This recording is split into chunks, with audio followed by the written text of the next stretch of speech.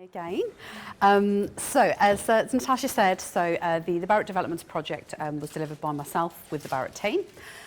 So Barratt, I'm hopefully you're aware of, so house builders, but they encompass a couple of different brands. So Barratt Homes is the one you're probably most familiar with, and then also David Wilson Homes and Barratt London as well. So they are a large business, so they have 27 divisions and then all of their kind of group support, kind of head office and support functions. Around 6,000 employees with quite a large in-house recruitment team that has quite different complexities of how they work. So they certainly have an in-house team directly in kind of like they're the main head office that looks after lots of kind of like the permanent or the kind of the corporate side of recruitment.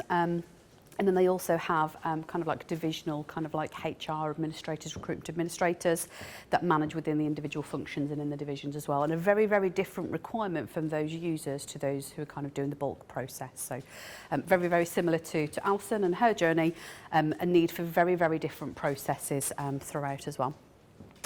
So they were looking to change their ATS provider to us. Thank you very much. To improve their process, their user experience, both internally and externally. That's really, really key, I think, and to drive efficiencies. And I'm sure you can see by Sally's video that we have delivered that. So let's have a look.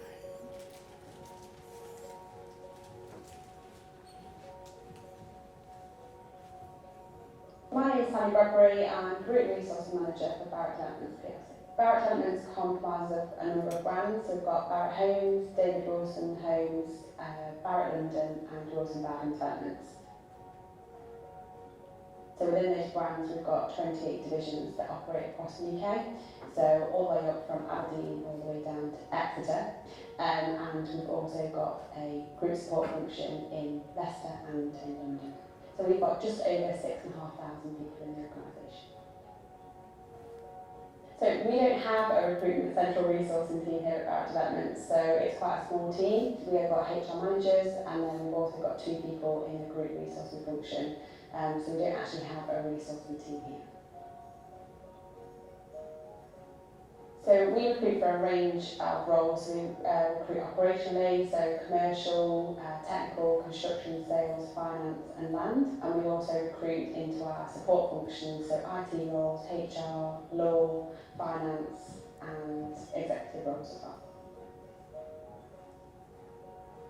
Recruitment became a sort of central objective for the organisation. It became critical. The construction industry has a skill shortage, so we aim to be more proactive in our recruitment strategy. We had an ATS in place already, which had been in place for 10 years, so it was a really old ATS system, and as part of the strategy we updated our careers website. So when we went to the careers website and then went through and applied, there was a disconnect between the careers website and the ATS system sitting in the background. We wanted a bit more of a consistent approach for the candidates and also a modern ATS system which enabled us to track and report more efficiently than what we were doing, because it was all manual, and we also wanted the candidates to have a better journey on applying online as well. It was really difficult to navigate, it was time consuming, it didn't integrate with job boards, reporting was really clunky, and end to end it was just a really hard system to navigate around. It integrated slightly, so we integrate with SHL. So Change.Now, which was our old system, did integrate with SHL, but it didn't integrate with video interviewing, which was something that we were really keen to bring into the organisation from a cost perspective, but also to modernise our recruitment strategy. So we selected Eploy as our recruitment partners purely for the fact that they were the most advanced in the marketplace. We felt that it had longevity and that they were also ahead of the other competitors that were in that space. So we engaged with a variety of people across the group. So we had a steering committee which was headed up by our HR director, which enabled us to engage with peers across the group. In terms of the direct project team, we had a business lead and we also had a project manager to ensure that we were on track. And then in terms of the wider project team, we had a few key people that sort of looked after specific areas, for example, the onboarding, the integrations and then the reporting as well. The integrations were a real key element to our project, purely for the fact that we had graduate and apprentice recruitment, which had the integrations that were required. Our apprentice programme was going live in March. There was a real need to have in the integrations for the minute we went live. So I'd say yes, we did have to sort of bring them to the forefront and work really closely with our implementation manager at Eploy to ensure that they were done. So if I take, for example, the graduate recruitment process, so if you were looking for a role in our graduate programme, you'd go to the careers website and then click on the apply button to be able to directly go through. They can apply on mobile and they can apply on desktop as well, which was a real key feature for us when we were looking at the early careers workspace. Once they've applied, they go straight into the online application form. If we're using CV parsing as well, so it could parse their CVs, to make it really quick and easy. So in the initial application process for graduates, it can be as quick as 4 minutes for them to apply, and then straight away they go into an SJT test. So that's a situational judgment test, which tests their response and how they would react in certain situations that were relevant to the construction industry. After that, it passes back an automated response, so the system works out for us whether it's a pass or fail and rejects candidates and then moves them into sort of a screening application process. We then screen the candidates, look at their CVs, look at their situational test results, and then choose whether we want to either regret them or take them on to the next stage. Once we've done that, we invite them to a video interview, and then the video interview is scored manually and then moved across again. After that, we've got another process that we do SHL psychometric testing.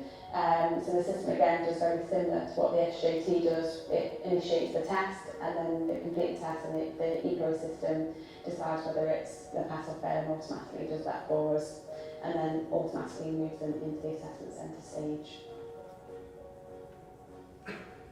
So it's quite early to say. We are 4 months into our implementation now, and it is quite embedded into the business. The initial feedback that we've had from candidates is that it seems a lot more modernised, it was really easy, the communications coming from the system were really good, they were able to log into their portal and see where their application process is. And we've also had very similar feedback from agencies, so we use quite a number of agencies across the group. And our agencies are feeding back to us that it's really easy to receive job descriptions now, grading pay bands, business benefits, and also to be able to see exactly where a candidate is with a hiring manager without having to pick up the phone. So that is really useful when we're looking at the candidate journey, but also the customer journey in terms of our agency as well. So our hiring managers historically didn't really use an ATS system, so for them they're probably seeing enhanced benefits that many organisations are used to seeing, so they're much more engaged in the recruitment process now than they have done before. They are screening their own candidates rather than PAs screening their candidates for them. They're able to see it online, they're able to do it on their iPads. They're able to work on trains. A lot of our hiring managers are quite mobile across the country. They're also able to see the candidates' details all in one place, and more importantly, reporting for us. So they're able to see instant reporting, so they're able to just literally log in, and then on the dashboard they can see exactly where a candidate is, they can see exactly how many applications they've got, they can see where they've come from, which they may need to use in the future, so if they've got another commercial role and they're really struggling to think where to advertise it, they can historically look and think, well, okay, I did really well on LinkedIn, or I did really well on the job boards, so they've thought, I need to make sure that I post that sort of role in that area as well. So for them, it's a lot more transparency and a lot more hands-on for them, but it's not giving them more work. It just feels like they're really bought into the process.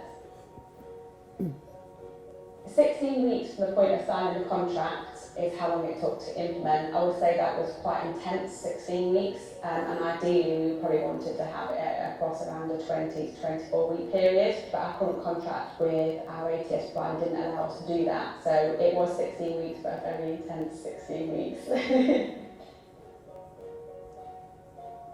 I would say just take time over testing, so really expand on your testing time and your project plan. So when you think you've put enough time in for testing, probably put an extra 2 weeks in. We just felt like the testing time, we had loads of time and it never really worked out like that. We were constantly trying to bring it back in. So I would say always allowed loads of time for testing, and just engagement, like keeping people up to date in the organisation about what you're doing and making sure that you're touching base with key stakeholders that need to know what's happening. And another lesson for me is don't try and please everybody.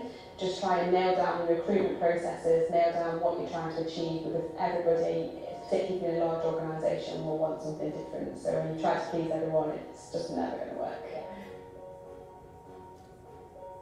So for us, it's to implement the onboarding. So we held up on the onboarding approach. So we did all of the implementation apart from onboarding, purely for the fact that we felt it would be too much impact on our divisions to roll it out all in one go and too much change. So for us now, over the next sort of quarter, it will be to phase out the onboarding module. Also, we will be updating our careers website, and for us, it will be taking advantage of the talent pooling facility that Eploy offers, which is something that we've never had before. So we integrate much more now with job board because of Eploy. So now we've got a talent pool that we can target. So this is a real focus for us over the next 6 months. The structure of our divisions is quite complex. So we've got 28 different divisions. And we like to think that they all operate in the same way, but typically they don't. So I would say that was a big one for us. Resource as well, we're a really small HR team, even though we're a really large organisation, and we all carried on our day jobs. So we didn't have a project team that just delivered Eploy. We still had to deliver what we need to deliver in terms of our day-to-day roles. The time to get it in was really intense for us as a project team, but also for the business. Budget was a real limitation for us, and when we first looked at Eploy, we just thought we would never ever be able to put the budget behind it. But actually, when we compared it to what we were already paying for a really archaic system, it was actually the like for like really, which was surprising to us. There we go. So quite a lot of insights there from Sally, I think, actually, on how the implementation ran. I was actually the implementation manager, so I built their system and delivered their system. I'll agree with Sally, it was a lot to do in a very short space of time. We had a lot of complex integrations. But I kind of hope you get that message there about kind of how, particularly the graduate recruitment was delivered. It was actually, and actually all of the early careers as well, very, very complex in how we kind of pass from one integration to another, but from a candidate journey, completely seamless. So just a few bits to kind of wrap up. So there's a little bit there about kind of what their strategy was, which hopefully was reflected in Sally's video there, but really looking at kind of like the variable workflows, automating as much as possible, and connecting internally and externally. And then in terms of the APIs and kind of how things work there, this is kind of the journey that Sally was talking about there. So early careers and also armed forces and sales works in a very similar way in terms of the way a candidate will move through the journey. So parts of these in the way it's been built in the system is some things will kind of like auto move a candidate to the next stage. Sometimes it's actually about somebody actually having to take a manual step and actually reviewing something and then actually moving the candidate on, and then the automation kicks in to actually pick up and trigger the stage. So great. Key achievements, so visibility across the whole recruitment process. So we've been back and done lots of kind of on-site days and consultation and work with the team. And they continue to say, I can't believe how much I can see. We really know what's going on now. We've been very surprised by how much is going on. We didn't think that much activity was going on, but now I can actually visualise it and see what's going on and come up with an appropriate plan to tackle it. The connections, just how little kind of human interaction is needed to go through that sifting process until after that video interview. So I think we had a couple of points today where we've talked about, certainly on that first round table, about actually how much should you automate until when. It's a very fine line. And also the innovation. And then their key takeaways. So echoing a point I kind of made earlier, so knowing your receptivity to change and technical change. It's a really, really key one. What are the critical inputs? Testing time. Test it, test it, test it again. That's what all your implementation managers should say to you. But it's crazy, actually. You think you leave plenty of time for testing, but just actually, you always need more. So I would say double whatever you think you're going to need. Be prepared to find things that you didn't know, new ways of working and how you manage those changes. So if you don't really have a visible kind of process, you don't really know what's going on. If you're bringing in a process, you're going to find all the bodies that have been buried under the carpet for a couple of years. You're going to find them, expect to find them, and then just figure out how you're going to deal with it. And evaluate your progress and communicate the benefits back to the business so it goes back to the stakeholder engagement. Okay, I think that's it. So Sally / Kim. Thank you.